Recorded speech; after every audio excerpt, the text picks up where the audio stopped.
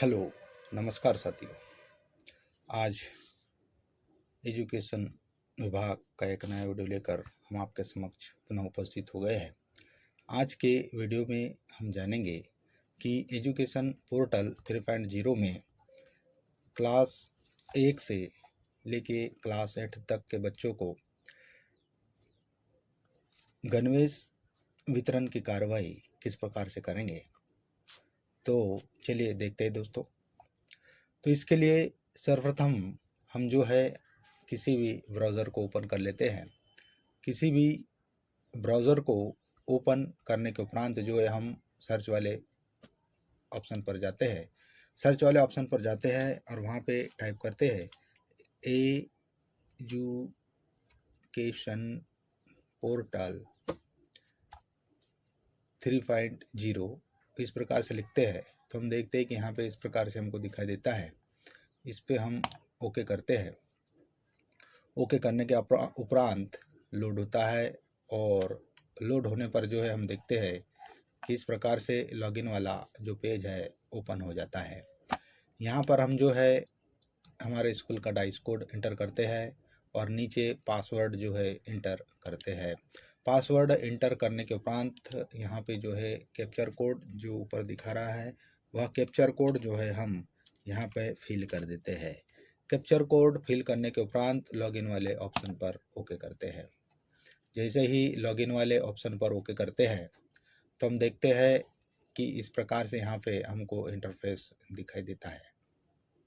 यहाँ पे कुछ मैसेज भी दिखाया जा रहा है कि सूचित किया जाता है कि शैक्षणिक सत्र 2025-26 हेतु नामांकन प्रक्रिया 1 सप्ताह के लिए लागू कर दी गई है। उक्त प्रक्रिया दिनांक 4/5/2026 के उपरांत विभागीय निर्देशानुसार बंद कर दी जाएगी, अतः निर्धारित समय अवधि के भीतर आवश्यक कार्रवाई सुनिश्चित करें। इस प्रकार का यहाँ पॉपअप मैसेज भी हमको दिखाई दे रहा है। तो इस प्रकार से जो है यहाँ पे इंटरफेस हमको दिखाई देता है। हमें जो है सत्र 2026-27 के कक्षा पहली से कक्षा 8वीं तक के छात्रों के गणवेश वितरण का जो है कार्य करना है। तो इसके लिए हम देखते हैं तो इस लेफ्ट साइड में जो है बहुत से जो है हमको आइकन्स दिखाई देते हैं। तो इसमें सबसे ऊपर होम दिखाई देता है, फिर स्टूडेंट डायरेक्टरी दिखाई देता है, फिर स्कीम मैनेजमेंट यहाँ पर हमको दिखाई देता है 3 नंबर पे। तो हमें जो है गणवेश वितरण संबंधी कार्य करना है तो हम जो है स्कीम मैनेजमेंट वाले ऑप्शन पर जाते हैं और इसे ओके करते हैं।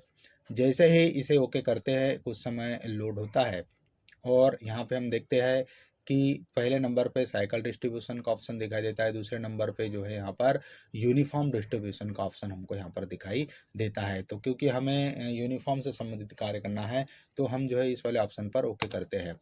जैसे ही इस वाले ऑप्शन पर ओके करते हैं तो यहाँ पे सब ऑप्शंस ओपन हो जाते हैं, जिसमें पहला होता है likely eligible student list, check student status, uniform distribution report, uniform distribution summary detail, invalid bank account number update report. तो यहाँ पे इस प्रकार से सब ऑप्शंस ओपन हो जाते हैं। हमें जो है स्टूडेंट की लिस्ट के साथ जो है गणवेश वितरण का कार्य संपादित करना है तो हम पहले वाले ऑप्शन पर जाते हैं लाइकली एलिजिबल स्टूडेंट लिस्ट और इसको जो है हम ओके करते हैं। जैसे ही हम ओके करते हैं तो कुछ समय लोड होता है और इस प्रकार का जो है इंटरफेस यहाँ पर हमको दिखाई देता है। यहाँ पे सत्र दिखा रहा है 2026-27 और यहाँ पे क्लास वाइज जो है सभी क्लास हमारे संस्था के सभी क्लास यहाँ पे दिखाई देते हैं, 1 से लेकर 8 तक यहाँ पे दिखाए जा रहे हैं। तो हमें क्लास वाइज जो है समस्त बच्चों के जो है गणवेश वितरण का कार्य यहाँ पर हमको करना है। तो मान लीजिए हमें पहली क्लास के छात्रों का जो है गणवेश वितरण संबंधी कार्य करना है, अकाउंट अपडेट संबंधी कार्य करना है तो हम क्या करेंगे, पहले वाले क्लास 1 पर ओके करते हैं। जेंडर में आल हम रहने देते हैं और सर्च वाले ऑप्शन पर ओके करते हैं। जैसे ही सर्च वाले ऑप्शन पर ओके करते हैं तो हम देखते हैं कि यहाँ पर लोड होता है और इस प्रकार से जो है क्लास फर्स्ट की जो है समस्त जो है सूची यहाँ पे हमको दिखाई देने लगती है। तो हमें जो है क्लास फर्स्ट के बच्चों का खाता अपडेट करना है तो यहाँ पे इस प्रकार से यहाँ पे ऑप्शन हमको दिखाई देते हैं। तो यहाँ पर एक एडिट वाला ऑप्शन आपको दिखाई दे रहा होगा। इस एडिट वाले ऑप्शन पर हम जैसे ही ओके करते हैं और कुछ समय लोड होता है और जैसे ही हम ओके करते हैं कुछ समय लोड होता है और इस प्रकार से यहाँ पे हमको इंटरफेस दिखाई देता है।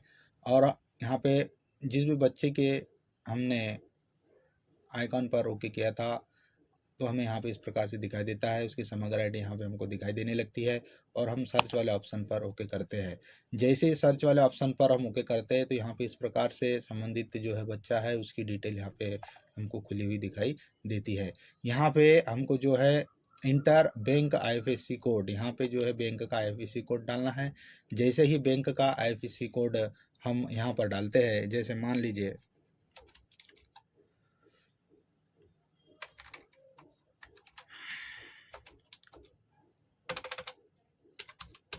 जैसे हम IFSC कोड यहाँ पर डालते हैं और सर्च वाले ऑप्शन पर जाते हैं तो यहाँ पर जो है बैंक का नाम और ब्रांच का नाम ऑटोमेटिक ले लेता है।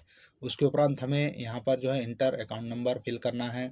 उसके उपरांत जो है यहाँ पे पुनः एक बार से अकाउंट नंबर यहाँ पे इंटर करना है और अकाउंट होल्डर का नाम यहाँ पे हमको इंटर करना है और अपडेट वाले ऑप्शन पर ओके कर देना है। जैसे ही हम अपडेट करते हैं तो जो है बच्चे का अकाउंट नंबर जो है यहाँ पे अपडेट हो जाता है।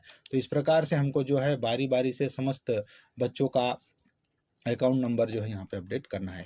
ये जो प्रक्रिया है ये केवल क्लास फर्स्ट के लिए ही यहाँ पे जो है हमको प्रोसेस करनी है, क्योंकि क्लास फर्स्ट में न्यू बच्चे हमारे यहाँ पे एडमिट हुए हैं और इन न्यू बच्चों के प्रोफाइल में ही जो है हमको यहाँ पे अकाउंट अपडेट का ऑप्शन दिखाई दे रहा है।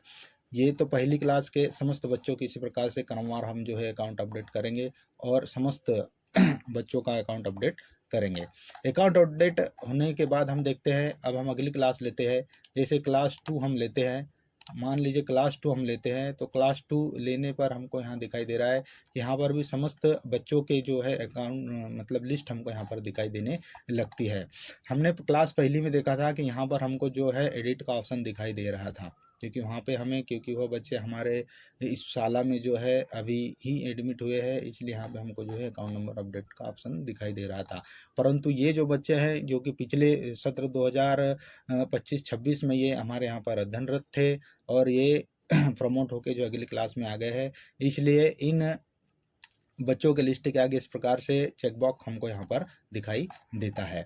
हमें क्या करना है, क्योंकि हमने पिछले सत्र में सत्र 2025-26 में ही जो इन बच्चों के अकाउंट नंबर यहाँ पे डले हुए हैं, यदि हमें किसी बच्चे का अकाउंट अपडेट करना है तो जो है हम अपडेट वाले ऑप्शन पर जाकर जो है बच्चे का अकाउंट जो अपडेट कर सकते हैं। यदि हमें अपडेट नहीं करना है तो हम क्या करेंगे, यहाँ पे आल वाले ऑप्शन पर ओके करेंगे।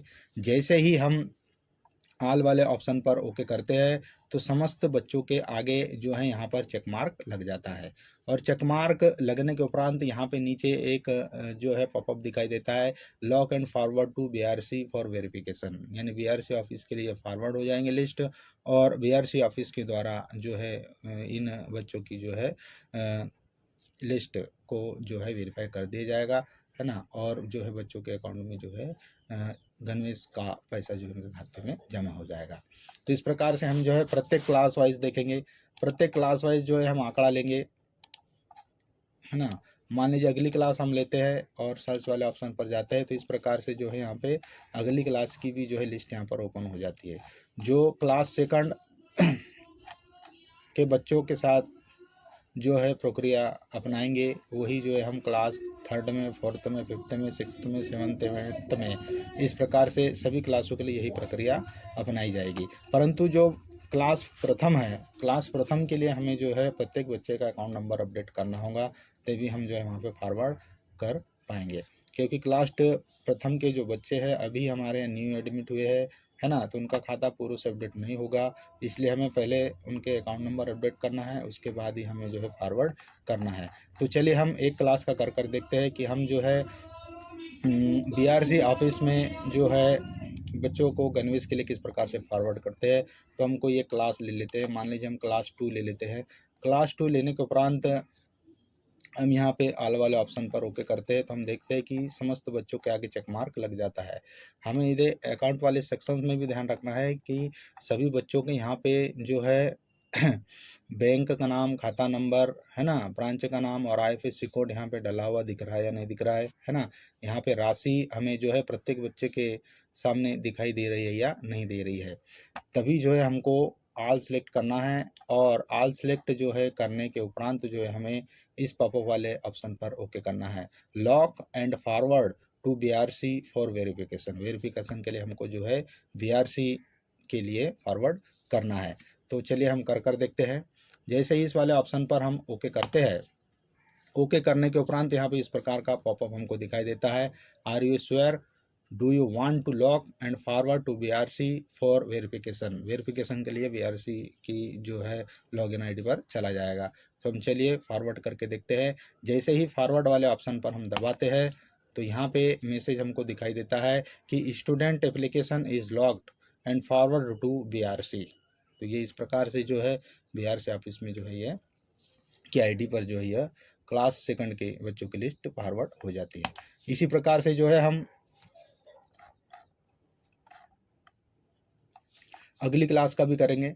इसी प्रकार से क्रम वाइज जो है हम सभी क्लासों का इसी प्रकार से प्रोसेस होगी, सभी क्लासों का इसी प्रकार से जो है हम जो है चेक मार्क्स, समस्त चेक मार्क्स पे मार्किंग करेंगे और जो है फॉरवर्ड टू बीआरसीसी को फॉरवर्ड कर देंगे वेरीफाई करने के लिए।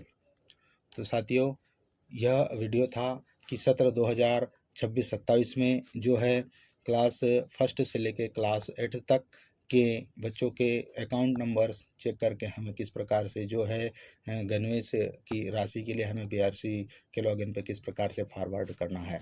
तो साथियों, यह वीडियो आपको कैसा लगा? वीडियो पसंद आया हो तो लाइक, कमेंट्स और सब्सक्राइब जरूर कर दीजिए। जय हिंद दोस्तों।